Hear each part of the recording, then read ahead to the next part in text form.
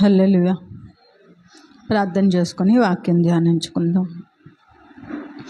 మహోన్నతుడా, సర్వశక్తిమంతుడా, సర్వాధికారి అయిన గొప్ప దేవ, మీ ఘనమైన నామానికి మీకు వందనాలు, స్తుతులు, స్తోత్రాలు చెల్లిస్తూ ఉన్నాను తండ్రి. ఇంతవరకు కూడా ప్రభువా నీ కృపలను నడిపిస్తూ మీ సేవకులను నిలవబెట్టి ఆరాధన క్రమంలో నడిపించారు. మీకు స్తోత్రాలు.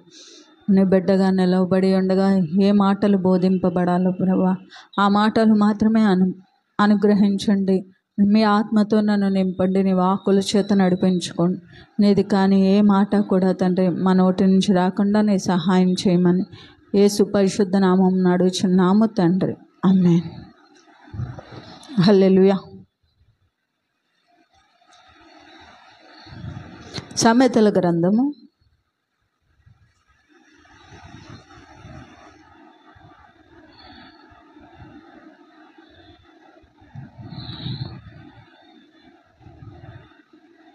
11వ అధ్యాయము. సామెతల గ్రంథము 11వ అధ్యాయము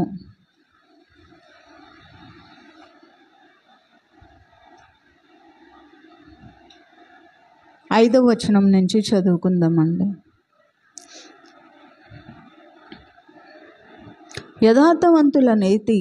యథార్థవంతుల నీతి వారి మార్గమును సరళము చేయును. భక్తిహీనుడు తన భక్తిహీనత చేతనే పడిపోవును. యథార్థవంతుల నీతి వారిని విమోచించును. విశ్వాసఘాతకులు తమ దురాశ వలనే పట్టబడుదురు. భక్తిహీనుడు చనిపోగా వాని ఆశ నిర్మూలమగును. బలాఢ్యులైన వారి ఆశ భంగమైపోవును. నీతిమంతుడు బాధ నుండి తప్పింపబడును. భక్తిహీనుడు బాధపాలగును. భక్తిహీనుడు తన నోటి మాట చేత తన పొరుగు వారికి నాశనము తెప్పించును. తెలివి చేత నీతిమంతులు తప్పించుకొందురు. నీతిమంతులు వర్ధిల్లుట పట్టణమునకు సంతోషకరము. భక్తిహీనులు నశించినప్పుడు ఉత్సాహధ్వని పుట్టును. యథార్థవంతుల దీవెనల వలన పట్టణమునకు కీర్తి కలుగును. భక్తిహీనుల మాటలు దాన్ని బోర్లా ద్రోయును. అయితే ఈరోజు మనం చదువుకున్న ఈ లేఖన భాగంలో కొన్ని మాటలు ఉన్నాయి. భక్తిహీనుడు గురించి, యథార్థవంతుడు గురించి కొన్ని మాటలు రాయబడి ఉన్నాయి. మొన్న లక్ష్వారం మనము భక్తిహీనుడు గురించి, భక్తిపరుడు గురించి కొన్ని మాటలు మనము తెలుసుకున్నాం. అయితే ఈ భక్తిహీనత అనేది మన జీవితంలో మనము చాలాసార్లు అనుభవించుంటాం.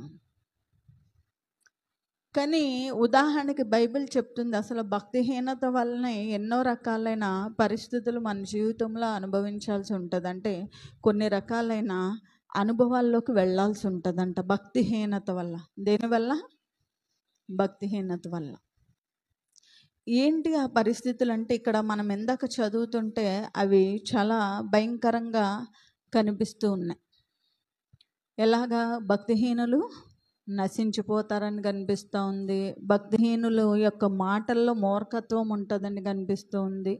భక్తిహీనులు ఎప్పుడూ కూడా ఒకరికి చెడు చేసేవారిగా కనిపిస్తున్నారని ఉంటుంది. భక్తిహీనులు లోకంలో గొప్పగా కనిపించొచ్చేమో కానీ వారు వల్ల ఎవరికి కూడా ఉపయోగకరంగా ఉండదు అన్నట్లుగా. ఇలా చూస్తే చాలా చాలా రకాలైనవి భక్తిహీనత గురించి బైబిల్లో రాయబడి ఉంది. ఈ రోజుల్లో మనమందరం భక్తిపరులమా, భక్తిహీనులమా? భక్తిపరులమా, భక్తిహీనులమా? భక్తిపరులం. మరి మన భక్తి మనకి కష్టం వచ్చినప్పుడు ఏం చెప్తుంది? భక్తిపరుడు యొక్క భక్తి కష్టం వచ్చినప్పుడు కూడా ఆ కష్టాన్ని స్వీకరించేదిగా ఉంటుంది. భక్తిహీనుని యొక్క భక్తి కష్టాన్ని అసహ్యించుకునేదిగా ఉంటుంది. మీకు తెలుసో తెలియదో దైవ సేవకులైన దేవదాసయ్య గారు ఒక మాట అంటూ ఉండేవారు, శ్రమలను పంపించమని అడుగుతూ ఉండేవారంట. ఇప్పుడు శ్రమ అంటే భయమా కాదా? మనందరం భక్తిపరులమే కదా. శ్రమ అంటే భయమా కాదా? ఖచ్చితంగా భయమే. అంటే మనం ఎవరం కూడా భక్తిపరులము కాదు. మనలో ఇంకా కూడా ఎక్కడో భక్తిహీనత అనేది దాగి ఉంది. అందుకే మనము శ్రమకు భయపడే వారంగా మనము ఉంటాం. అసలు ఈ భక్తిహీనత అనేది ఎలా మొదలవుతుంది? భక్తిహీనత ఎప్పుడు బయటపడుతుంది అనేది మనం తెలుసుకోవాలి అంటే బైబిల్లో చాలా రకాలైన ఉదాహరణలు మనకి కనిపిస్తూ ఉంటాయి. ఎక్కువ శాతము భక్తిహీనత ఎక్కడ కనిపించిందంటే వారు వెళ్తున్న శ్రమల మార్గంలోనే ఎక్కువ మంది వారి భక్తిలో నిరాశ చెందిన వారిగా మనకి కనిపిస్తూ ఉంటారు. అలా మనం చూసుకుంటే ఇప్పుడు ఆదికాండంలో గనక మనం చూసుకుంటే హేబేలు కయ్యూను ఉన్నారు. దేవుడు హేబేలు బలిని అంగీకరించాడు, కయ్యూను బలిని అంగీకరించలేదు. హేబేలు కయ్యూను ఒకలాగే తీసుకొచ్చారు అర్పణలు, కానీ హేబేలులోని ఉన్నదేంటి, కయ్యూనులో లేనిదేంటి? దేవునికి ఇష్టమైన రీతిగా జీవించే లక్షణం, దేవునికి ఇష్టమైనట్లుగా ఆ బలిని ఇచ్చే హృదయం ఇక్కడ కయ్యూనులో కనిపించట్లేదు. హేబేలు అన్నిట్లో తనకి ఉన్న దాంట్లో శ్రేష్టమైనదిగా దేవునికి ఇవ్వాలన్న ఆలోచన కలిగి తన జీవితంలో ముందుకు సాగిన వాడిగా ఉన్నాడు. దాన్ని ముందుగా దేవుడు అంగీకరించేటట్లుగా అతని హృదయము ఉంది. అంతంలో భక్తిహీనత లేదు. ఎందుకు లేదో చెప్తాను చూడండి. హేబేలుని కయ్యూను చంపినప్పుడు అతని రక్తము ఎవరికి మొర్రపెట్టిందంట? దేవునికి మొర్రపెట్టిందంట. ఆ రక్తము పెట్టిన మొర్రకు ఆయన కదిలి కయ్యూను దగ్గరికి వచ్చి తీర్పు తీర్చాడు. రక్తము శరీరము కాదు, జీవంతో నింపబడ్డ వ్యక్తి కాదు, రక్తంలో జీవం ఉందని బైబిల్ చెప్తుంది. ఆ రక్తము మొర్రపెట్టిందంట దేవునికి. అంటే అతనిలో దేవుని పట్ల ఎంత నమ్మకత్వం కలిగి ఉందనేది మనము చూడొచ్చు. దాని నుంచి మనము ఎంతైనా కూడా నేర్చుకోవాల్సిన వారంగా మనము ఉన్నాం. అలాగే మనం చూసుకున్నట్లయితే ఈ భక్తిహీనత అనేది కయ్యూనులో కనిపించడం వల్ల అతని జీవితం ఏమైపోయింది? నిజమే, దేవుడు అతని బలిని అంగీకరించలేనప్పుడు అతను ఏం చేయాలి? దేవునికి ప్రాధేయపడాలి, మొరపెట్టాలి. ప్రభువా, నేను ఇచ్చిన బలిలో ఏమన్నా తప్పులు ఉంటే దయచేసి వాటిని క్షమించండి అని పశ్చాత్తాపపడాలి. దేవుణ్ణి ప్రాధేయపడాలి. నిజముగా దేవుని మీద నమ్మకము విశ్వాసం ఉన్న వ్యక్తి అయితే తన సహోదరుడి మీద అసూయపడ్డం. అర్థమైందండి? భక్తిహీనునికి అసూయ ఉంటుంది. ఏముంటుంది? అసూయ ఉంటుంది. భక్తి చేసే వాళ్ళకి అసూయ ఉండదు. ఎవరు ఎలా అయినా వెళ్ళనివ్వండి, దేవుడు నన్ను ఎలా నడిపిస్తే నేను అలాగే నడుస్తాను అనుకుంటా. అలాగే రెండో విషయం, భక్తిహీనుని యొక్క నోరు మూర్ఖత కలిగిన మాటలు మాట్లాడుతూ ఉంటుందంట. భక్తిహీనుడు ఒకరు చెప్పేది అర్థం చేసుకోడు, ఎంతసేపు తన వైపు నుంచి ఆలోచన కలిగి ఉంటారు.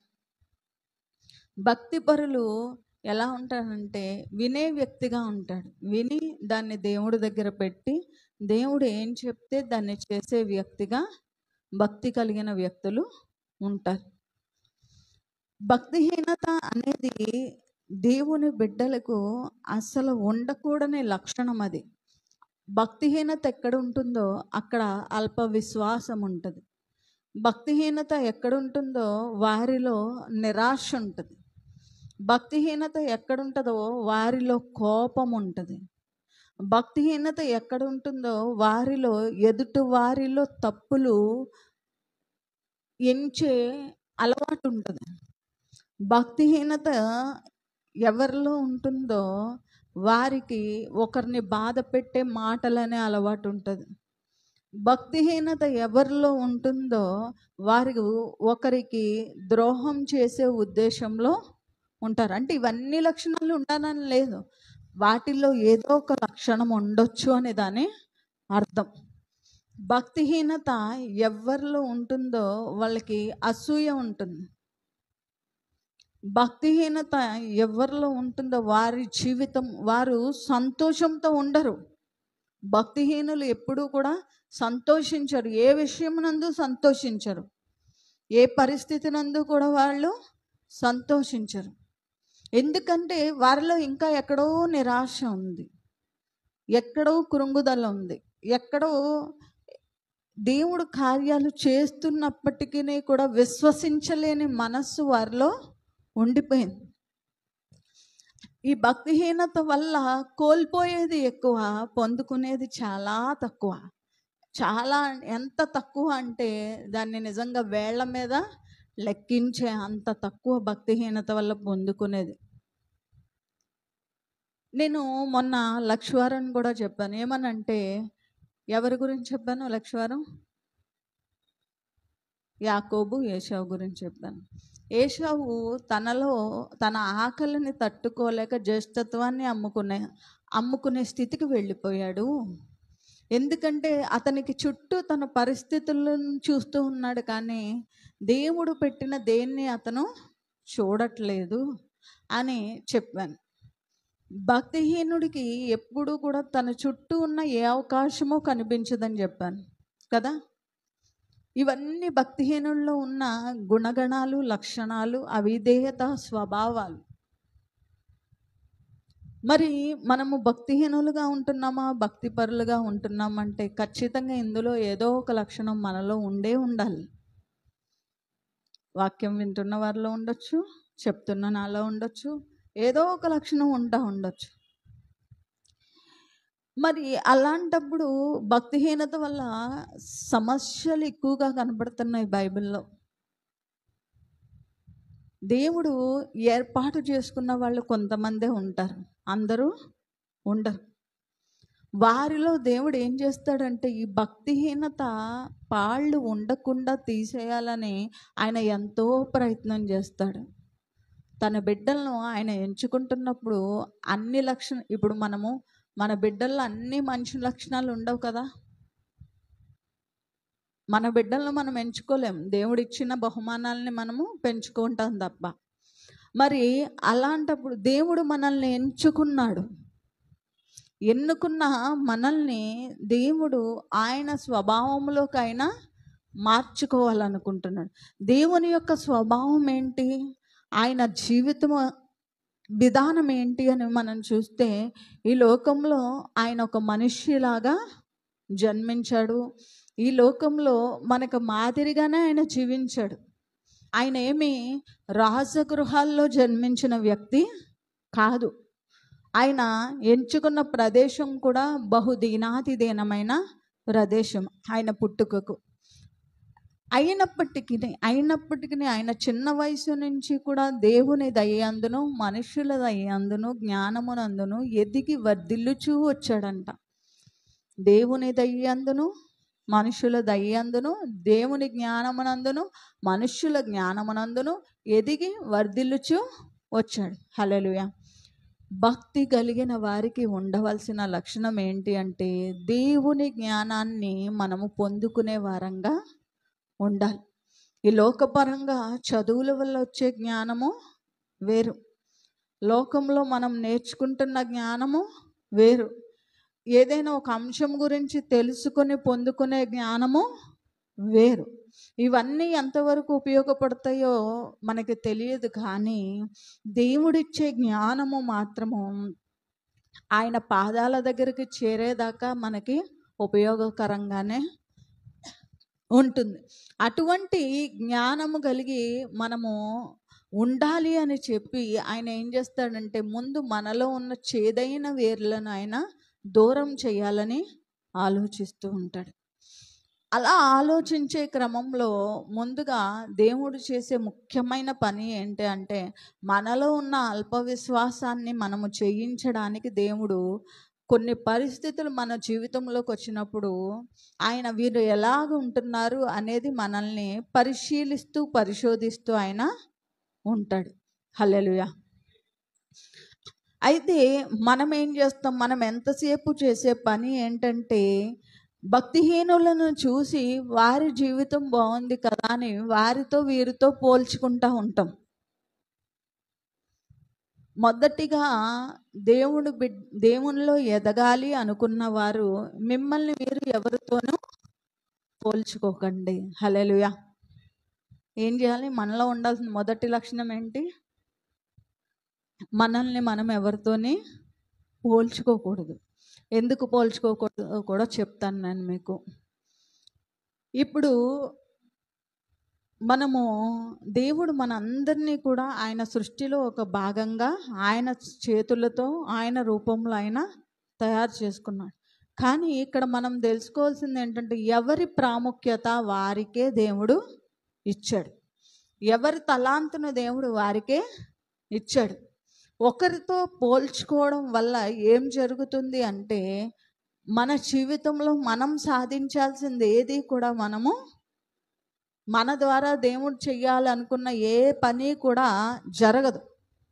అందుకే దేవుని బిడ్డలు ఎప్పుడూ కూడా ఒకరితో పోల్చుకునే స్వభావంలో ఉండకూడదు. హల్లెలూయా. ఇది ఎవరు చేస్తారంటే భక్తిహీనులు చేస్తారు. ఎవరు చేస్తారు? భక్తిహీనులు చేస్తారు.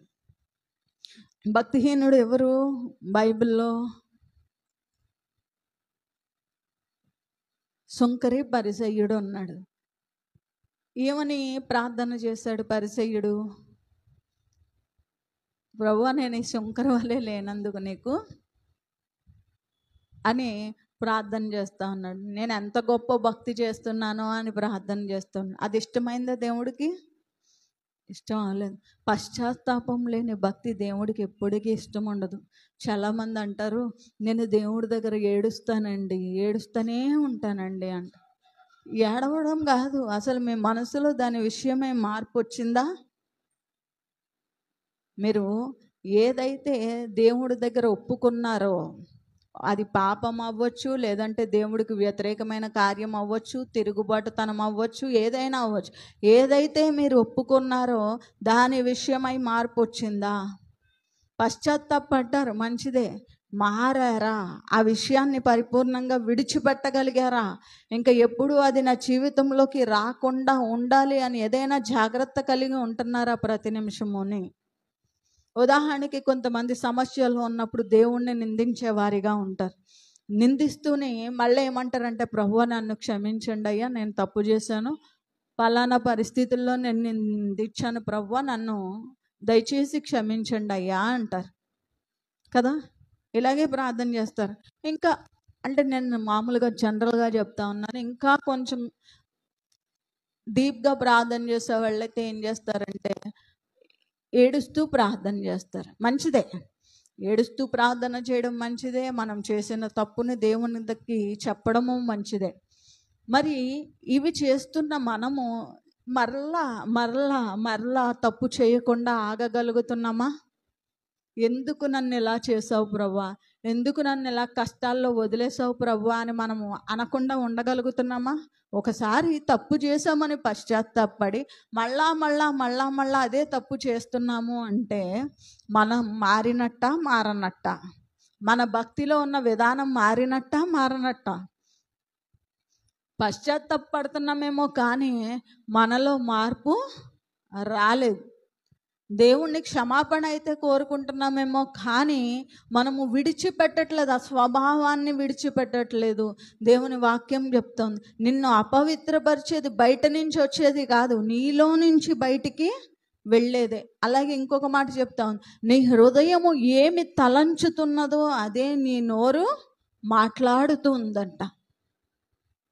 దేవుని విషయంలో మన హృదయం ఏ తలంపులతో నింపబడి ఉందో దాని విషయమయ్యే మనం దేవునితో మాట్లాడుతున్నాం. అంతేగాని కొత్త విషయాలు ఏమీ మనము మాట్లాడలేదని బైబిల్ చెప్తా ఉంది. దేన్ని దూషించినా సరే పాపముగా ఎంచబడదేమో కానీ పరిశుద్ధాత్మను దూషిస్తే క్షమాపణ కూడా ఉండదు. అది తెలియకుండా చేస్తే సరే, తెలిసి అస్తమాను అదే పని చేస్తే ఎట్టి పరిస్థితుల్లోని కూడా దానికి క్షమాపణ దొరకదు. మరి ఎప్పుడు దొరుకుతుంది? అంటే దాన్ని పూర్తిగా మనము ప్రభువా ఇంకెప్పుడు అటువంటి ఆలోచన అపవాది నాకు కలిగించినా కూడా ఇంకా ఎప్పుడు కూడా తండ్రి ఆ ఆలోచనకు నేను అవకాశం ఇవ్వనయ్యా అని మనము చెప్పగలగాలి. హల్లెలూయా. భక్తిపరుడికి, భక్తిగా దేవుళ్ళో యథార్థంగా విశ్వాసములో ఉండాలనుకున్న వారికి మీ శరీరంలో, మీ యొక్క మనసులో, మీ ఆలోచన పైన మీకు ఏముండాలంటే కంట్రోల్ ఉండాలి, సెల్ఫ్ కంట్రోల్ ఉండాలి. సెల్ఫ్ కంట్రోల్ లేకపోతే మన అపవాది మనల్ని అనేక రీతులుగా ఉపయోగించుకుంటూ ఉంటాడు. అందుకే చాలామంది చెప్తారు అపవాది శోధిస్తూ ఉంటాడండి, దాడి చేస్తూ ఉంటాడండి. కొంతమందికి స్వప్నాల్లో అయితే పెద్ద పెద్ద బలవంతులు వచ్చి తరుముతున్నట్టు ఉంటుందంట. అవి ఎందుకు వస్తాయి చెప్పనా? మనల్ని ఒకళ్ళు ఎందుకు తరుముతారో చెప్పనా? సైంటిఫికల్గా కూడా ప్రూవ్ అయింది ఈ నిజం. ఏంటి అంటేనంట, మనం ఎప్పుడైతే మనల్ని మనము నిందించుకుంటామో ఆటోమేటిక్గా మనము వీక్ అవుతూ ఉంటామంట. అప్పుడు మనలో మనకి తెలియకుండా కొన్ని రకాలైన ఆలోచనలు మన మీద అలా దాడి చేస్తున్నట్లుగా ఆ కళల యొక్క భావం అంట. వెంటనే దానికి ఏం చేయాలంటే వాటిని కంట్రోల్ చేసి మన మీద మనము సెల్ఫ్ కంట్రోల్ పెంచుకోవాలంట. మనల్ని మనం బలంగా తయారు చేసుకోవాలంట. మన గ్రహింపు శక్తిని, ఆలోచన విధానాన్ని మనము బలంగా తయారు చేసుకోవాలంట. ఇది సైంటిఫికల్గా ప్రూవ్ అయింది. కానీ మనం ఏం చేస్తామంటే అపవాది దుష్టుడు నన్ను శోధిస్తానే ఉంటున్నాడండి. ఏదో కళ వచ్చింది, ఆ కళలో ఎందుకో తరుముతూ ఉంటున్నాడు, నాకేం అర్థం అవ్వట్లేదు, నేను భయపడి పరిగెడతా ఉంటున్నాను. పరిగెడితే ఏం జరుగుతుంది? వాళ్ళు తరుముతూనే ఉంటారు. ఆగి వెనక్కి తిరిగి పోరాడితే తరుముతారా? భయపడతారా? దావీదు తన దగ్గర యుద్ధోపకరణాలు లేవు, సైన్యము సహాయము లేదు, ఒంటరిగా వెళ్ళాడు. ఒంటరిగా ఒక్క వ్యక్తిగా వెళ్ళాడు. ఎవరిని? గొల్యాతుని ఎదిరించడానికి వెళ్ళాడు. విజయం వచ్చిందా లేదా? ఎందుకు వచ్చింది? ఎదురు తిరిగి పోరాడుతున్నాడు అతను. ఎవరి బలం తీసుకొని? దేవుని బలం. మనము సెల్ఫ్ కంట్రోల్లో ఉండాలి అంటే దేవుని సహాయం ప్రతి నిమిషము కూడా మనం తీసుకునే వారంగా ఉండాలి. మన భావోద్వేగాలు మన కంట్రోల్లో ఉండాలి, మన కోపం మన కంట్రోల్లో ఉండాలి, మన ఆలోచన మన కంట్రోల్లో ఉండాలి. ఏది మన నోటి పరిధి దాటి బయటికి వెళ్ళడానికి లేదు. హల్లెలూయా. భక్తిపరుడు ఎప్పుడూ కూడా తన్ని తాను కంట్రోల్గా ఉంచుకుంటాడు. దానియేలు భక్తిపరుడే సింహాల బోనులో ఉన్నప్పుడు రాజు వచ్చి దానియేలు ఎలా ఉన్నావు అని బయట నుంచి అడుగుతుంటే సింహాల బోన్ నుంచి చెప్తూ ఉన్నాడు. ఏమని? రాజా, నువ్వు చిరకాలము జీవించుదు గాక అని ఆశీర్వదించు. అదే మనమైతే ఏం మాట్లాడతాం? మనమైతే ఏమంటాం చెప్పండి? ఉదాహరణకి నిజంగా అదే సింహాల బోనులో మనం ఉన్నాం, నిజంగా రాజు వచ్చి దేవుడు మనల్ని రక్షించాడు, సజీవంగా ఉంచాడు. రాజు వచ్చి ఎలా ఉన్నావు అంటే మనం ఏం చెప్తాం? ఎలా ఉన్నావో చూడడానికి వచ్చావా నువ్వు? రాత్రంతా సింహాల దగ్గర విడిచిపెట్టేసి, అంటే చనిపోయామా బ్రతికి ఉన్నామా తెలుసుకోవడానికి వచ్చావా నువ్వు అసలు రాజువేనా? ఇంకా అనేక, నేను ఇంకా చాలా సాఫ్ట్గా చెప్తున్నాను కానీ ఇంకా చాలా హార్డ్గా మాట్లాడుతూ ఉంటాం. భక్తిపరుడైన దానియేలు తన నోటిని కూడా చాలా జాగ్రత్తగా ఉపయోగించుకున్నాడు. హల్లెలూయా. ఈరోజు సేవ చేసే వాళ్ళు ఉన్నారు, చేయబోతున్న వాళ్ళు ఉన్నారు, ఫ్యూచర్లో చేయాల్సి ఉండొచ్చు కూడా చాలామందికి. మరి మనం ఏం చేయాలి? మన నోటిని మన కంట్రోల్లో ఉంచుకోవాలి. మన భావోద్వేగాల్ని మన సెల్ఫ్ కంట్రోల్లో మనము ఉంచుకోవాలి. కొన్నిసార్లు మనము చాలా కోపం వచ్చేస్తూ ఉంటుంది, ఎదుటి వాళ్ళు చేసే పనులు బట్టి ఇరిటేట్ ఫీల్ అయిపోతూ ఉంటాం. ఆ ఫీల్ అయినప్పుడు కూడా మౌనంగా ఉండడం ఇంకా కూడా మేలు.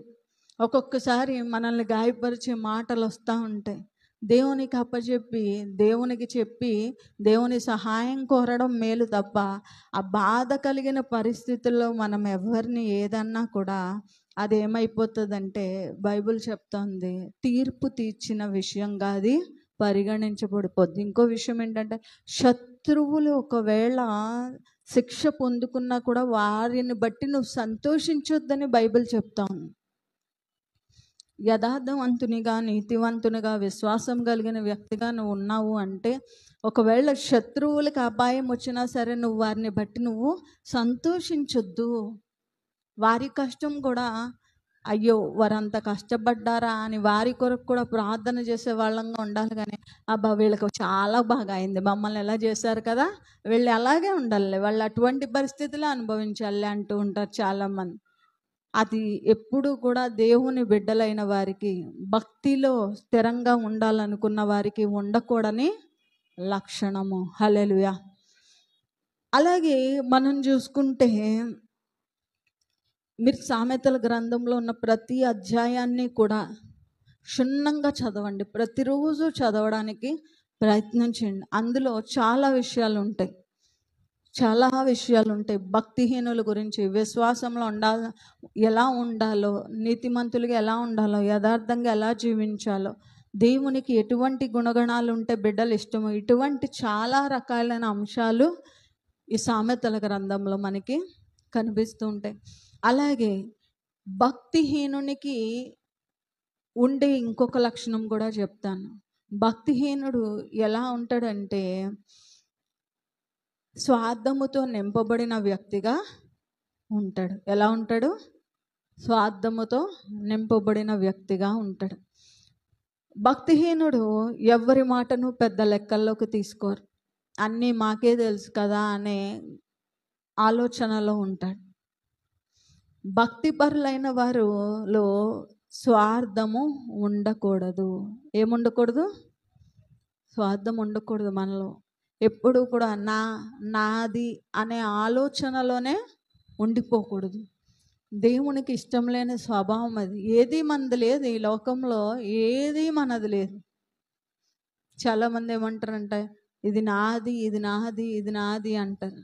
ఏది మనది లేదు. దేవుడు ఇస్తే మన దగ్గర ఉంటుంది, దేవుడు ఇవ్వకపోతే ఉండదు, అంతే. మన పిల్లలు కూడా అదే చెప్తాం చిన్నప్పటి నుంచి కూడా, నీ వస్తువులను జాగ్రత్తగా పెట్టుకో, నీది ఎవరికి ఇవ్వకు, ఇలా చెప్తూ ఉంటాం. చెప్తూ ఉంటే వాళ్ళకి కొంతమందికి అదే అలవాటు అయిపోతూ ఉంటుంది. అలవాటు అయ్యి ఇంకేం చేస్తారంటే, పక్క వాళ్ళు కనీసం పెన్సిల్ రాసుకోవడానికి తీసుకొని మళ్ళీ ఇచ్చేద్దామన్న ఆలోచన, ఇది నాది, నువ్వెందుకు తీసుకున్నావు, మా మమ్మీ డాడీ ఎవరికి ఇవ్వద్దని చెప్పారంట. ఏంటి, పిల్లలు కూడా చిన్నప్పటి నుంచి స్వార్థము అలవాటు చేస్తూ ఉన్నాం. భక్తిపరులు ముందుగా నిస్వార్థపరులుగా ఉండాలి. మన కోసం కాదు, ముందుగా దేవుడు ఏమంటున్నాడు, ఆఖరికి నీకు ఆహారం కావాల్సి వచ్చినా సరే, ఎవరైనా నీ ఇంటికి ఆహారానికి వస్తే నీ ఒక్కరికే ఉంటే అందులోంచి కూడా పెట్టమని దేవుని వాక్యం చెప్తుంది. నీకు 2 జతల వస్త్రాలు ఉంటే వారికి ఒకటి ఇచ్చి నువ్వు ఒకటి తీసుకోమని చెప్తూ ఉంది. ఈరోజు ఈ విధానాన్ని మనం ఎవరైనా ఫాలో అవుతామా? ఎవ్వరం ఫాలో అవ్వం. ఇప్పుడు మనం భక్తిపరులమా భక్తిహీనులమా? ఇంకా భక్తిహీన స్వభావంలోనే మనము జీవిస్తూ ఉన్నాం. అలాగే మనం చూసుకుంటే ఇంకా కొన్ని విషయాలు చెప్తాను.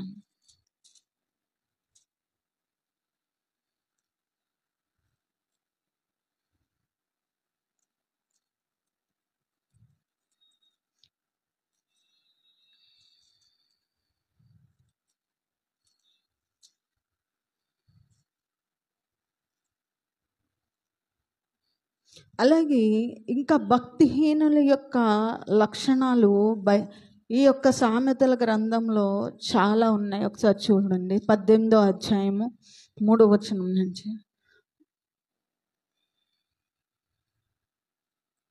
18వ అధ్యాయం మొదటి నుంచి నేను చదువుతున్నాను.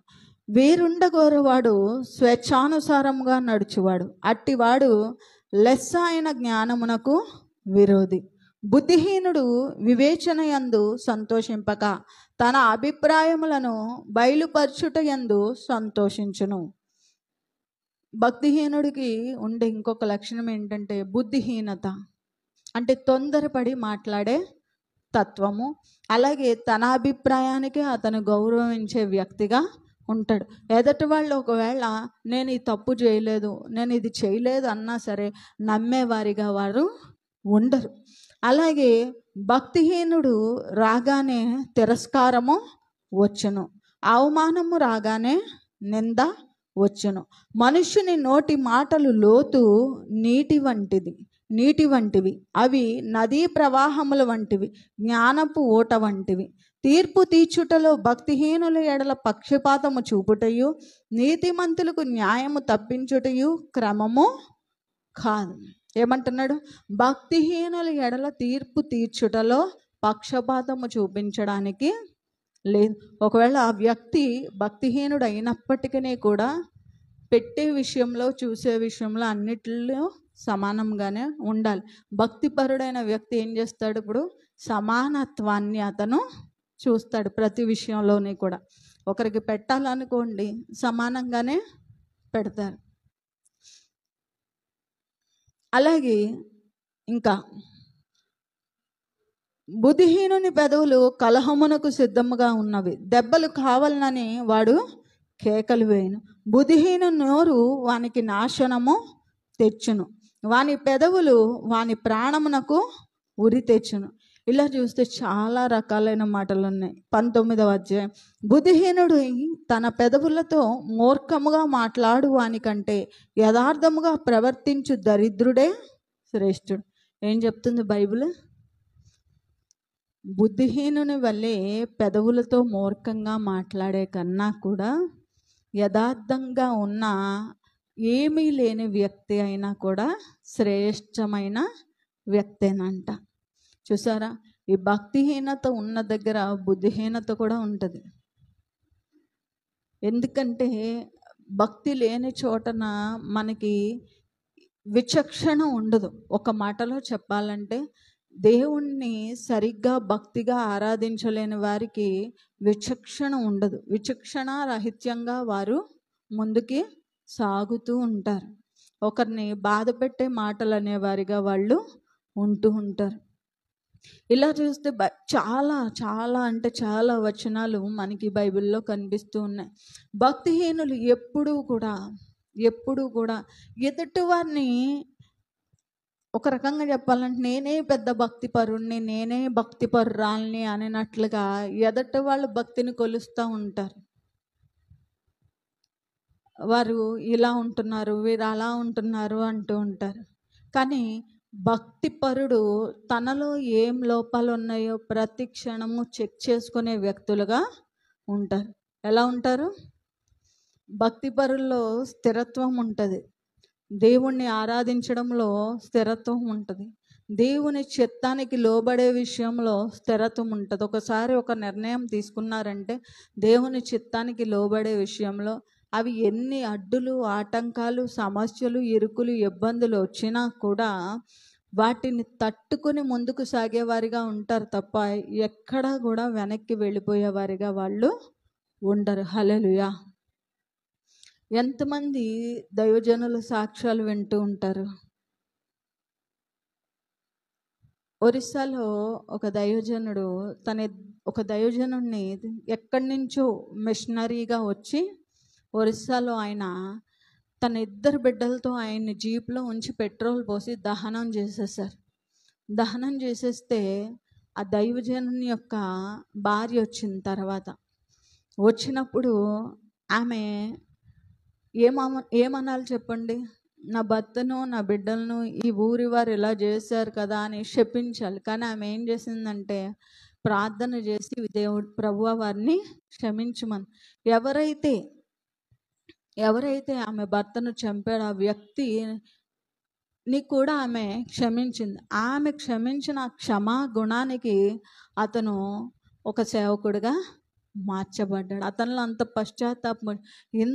నేను ఒక మనిషిని సజీవంగా దహనం చేసేస్తే, ఒక మనిషినిగా తన కుటుంబాన్నే సజీవంగా నేను దహనం చేసేస్తే ఈమెకి ఎంత సహనము, ఎంత ఓపిక, అసలు ఈమెకి దేవుడంటే ఎంత భక్తి ఉంటే ఈమె ఎంతగా క్షమించగలుగుతుంది. అని అతను అర్థం చేసుకుని పశ్చాత్తాపడి ఆమె కాళ్ళు పట్టుకొని నన్ను క్షమించండి, నేనే తప్పు చేశానని చెప్పి అతను ఆ సేవను కంటిన్యూ చేశాడు. హల్లెలూయా. ఎందుకు చెప్తున్నానంటే భక్తిగా ఉండేవారు ఎప్పుడూ ఒకరికి హాని చేయాలని, ద్రోహం చేయాలని, బాధ పెట్టాలని, శపించాలని, గాయపరచాలని, సూటిపోటి మాటలని, ఒకరిని ఇబ్బందుల పాలు చెయ్యాలని వాళ్ళు అనుకోరు. మనము భక్తిగా ఉన్నామో లేదో మన హృదయాలను మనమే ప్రతి నిమిషం అడగాలి. నేను ఎలా జీవిస్తున్నానయ్యా, అసలు నేను ఎలా ఉంటున్నాను? దేవుణ్ణి కూడా అడగక్కర్లేదు, మిమ్మల్ని మీరు చెక్ చేసుకోండి. చాలామంది ఏమంటారంటే మేము చాలా నీతిగా ఉంటున్నామండి అంటారు. కానీ మనం చేసే కొన్ని రకాలైన పొరపాట్లు, తప్పులో, పాపములో మన నీతిని కూడా మన నుంచి దూరం చేస్తూ ఉంటాయి.